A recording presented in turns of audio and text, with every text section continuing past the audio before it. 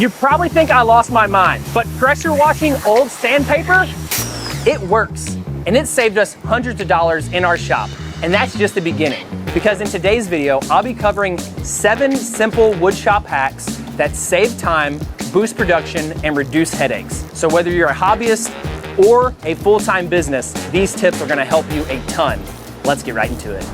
So let's start with tip number 1, pressure washing gummed up sandpaper.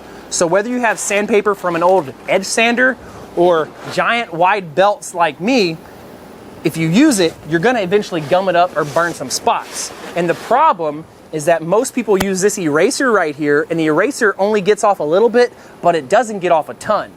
So after years of throwing these away, we finally got mad enough one day to pressure wash it, and turns out it works. Done. Now, I know what you might be thinking. There's no way that works. It's blowing off of the grit. It's not good for the sander. What else is not good is just throwing that away and getting zero use out of it. So we do this with different belts depending on what we're doing inside the shop. So this one is from our wide belt sander, and it's super gummed up. It has this huge mark right here, but watch.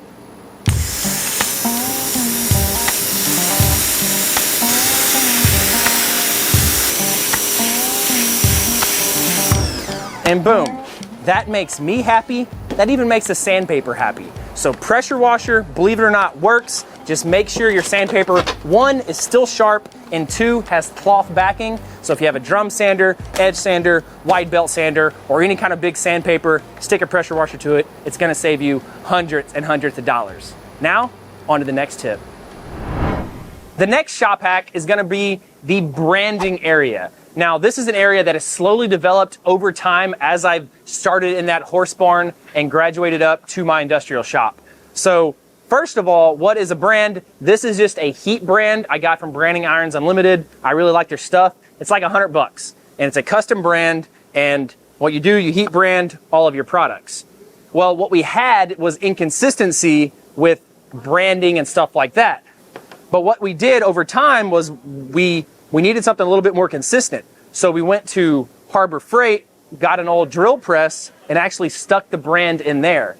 And then when you want to heat it up, you just take you a torch and heat it up like this. And while this brand is heating up, if you have any other hacks, let me know in the comments below, and don't forget to like and subscribe. Now, once this brand is heated up, then you can take your products, right, and stick them right underneath that drill press and just push down on that brand, and it's going to heat up. You're gonna see a little bit of smoke coming out, and then boom, you have a super consistent brand every single time, and you're not worried about this being on or off. Now, we still keep this around because sometimes maybe it's in a drawer of a table or something like that. You're gonna put your brand, or it's on the go, and so you need to carry around this one. And so that was the second upgrade. Now, when we got so busy that this thing took too long to heat up with the torch, it was a little dangerous because you don't know if you're heating it up too much or too little, we then upgraded to an electric brand. And what this electric brand is once again, just on an old drill press, and we plug it in, and now we just brand like this. There's no torch anywhere to be seen, and we can take this product, put it in there, and get a very consistent brand this way. Now, if you are a woodworker and you're not branding your products, I do think you're missing out, because that's what people are going to search to find you again. And they're really cheap. This is less than $100 for a fully customized brand.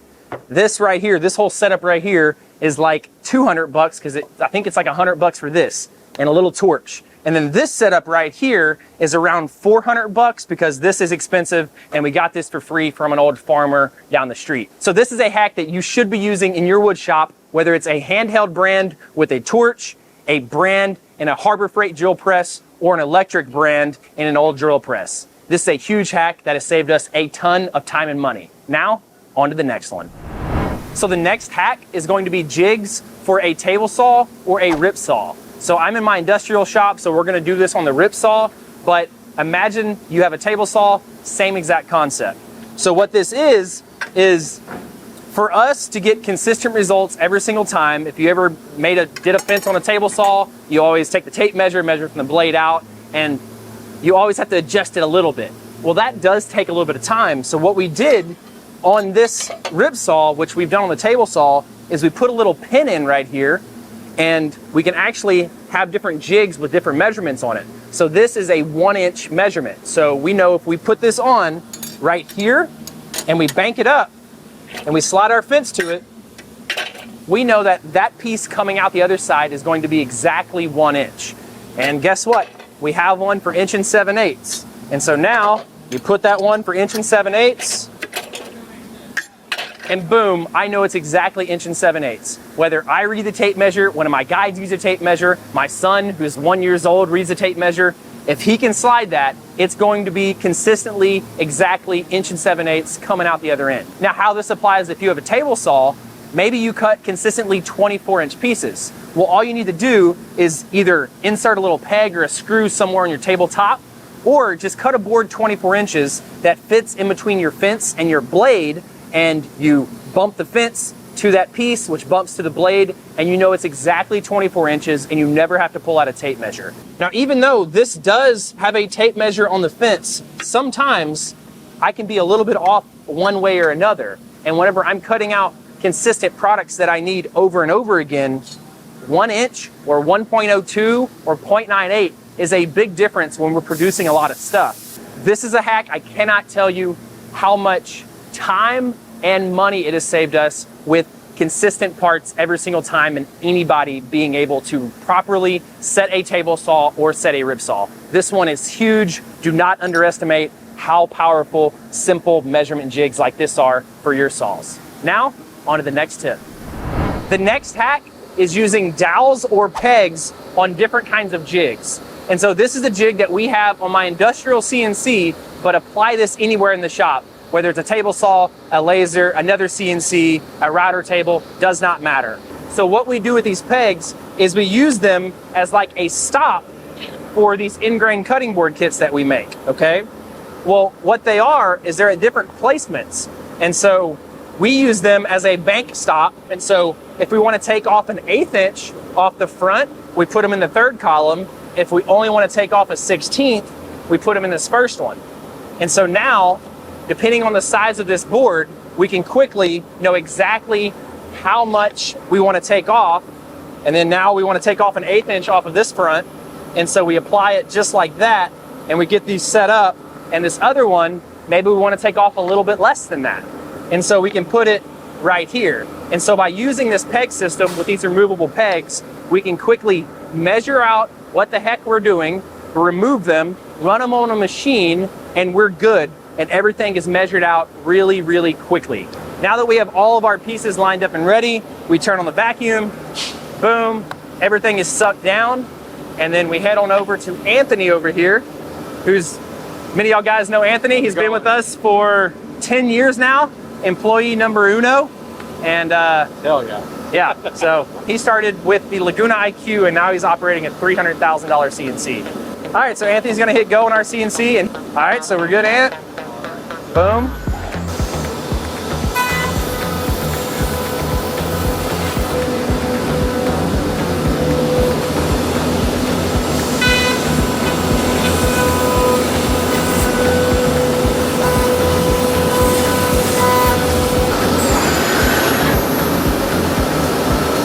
And once they're all finished up like this, we turn the vacuum off, and me and Ant, most likely Ant, will take these off, and they're perfectly square.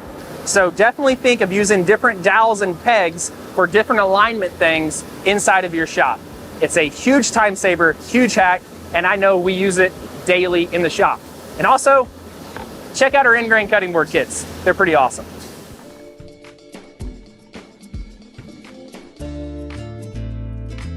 He once whispered, "Adaptive toolpath," and the toolpath adapted itself. He once taught a CNC to love, then broke its heart.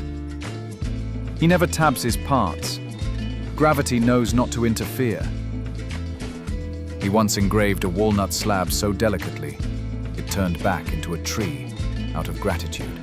He is The most interesting CNC man in the world. I don't always use bits, but when I do, they're from CIC Workshop. Stay cutting, my friends.